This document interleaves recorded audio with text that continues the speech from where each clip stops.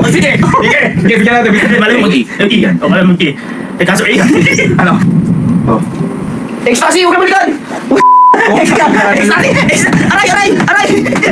Ay, nasaktan! Teka. Ready? 1, 2, 3.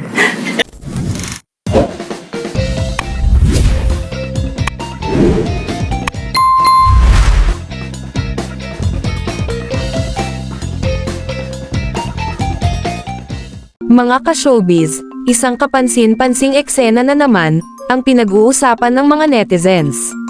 Sa isang vlog ng Kampinpin, napansin ang naging reaksyon ni Sergey Bin, nang may sabihin si Allen tungkol sa kanyang ex.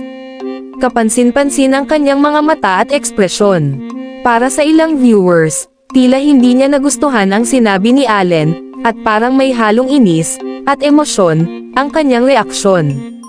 Dahil dito, agad na nagkaroon ng tanong ang mga nanonood, may natitira pa kayang feeling si Sergey Bin para sa kanyang ex? May ilan tuloy na nagsasabing, baka gusto pa niyang balikan, si Ma'am Elma. Pero posible rin namang naging emosyonal lamang siya. Dahil sensitibo pa rin para sa kanya, ang usapan tungkol sa kanilang nakaraan. Samantala, napansin din ng mga manunood si Ma'am Elma, na tila antok at pagod, habang abala sa kanyang online live selling. Makikita na parang kinakapos na siya sa energy, pero patuloy pa rin sa kanyang ginagawa. Para sa iba, parang may pahiwatig sa reaksyon ni Sergey Bin. Pero para sa iba naman, maaaring simpleng reaksyon lamang ito, sa sinabi ni Allen. Pero tandaan natin, wala pang direktang kumpirmasyon, mula kina Sergey Bin at Ma'am Elma, na magkakabalikan sila. Ang mga reaksyon at ekspresyon na napansin ng viewers, ay maaaring iba-iba ang interpretasyon. Kaya ang tanong ngayon, may balak nga bang balikan, ni Sergey Bin ang kanyang ex? Abangan natin kung may susunod pang pahiwatig, o mismong pahayag mula sa kanila. At kung ano man ang tunay na nararamdaman nila, respeto pa rin ang pinakamahalaga. Kayo, sa tingin nyo ba, may balak talagang bumalik si Sergey Bin, sa kanyang ex? Comment nyo ang inyong opinion. Huwag kalimutang mag-like, subscribe, at mag-follow, para sa mas marami pang showbiz updates. See you sa next video. Kailan?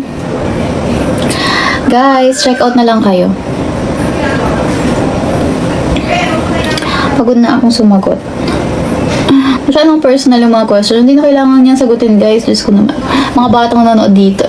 Mag-share na lang kayo ng live, okay? Mag-share. Guys, okay lang ba? Matutulog muna ako, tapos mag-midnight live tayo. Kasi hindi pa naman sumasagot si Sir Francis. Pero may discount na, guys. Active na.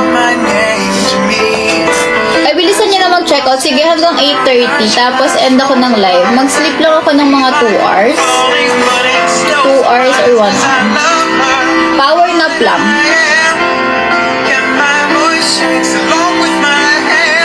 Si Mary na lang mag-live. Mag-check out kayo pag si Mary nag-live.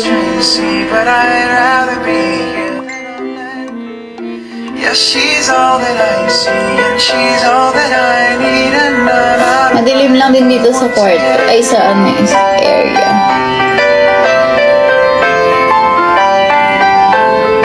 Pwede po ba sa bata? 15 and 18 years old po pinakabata.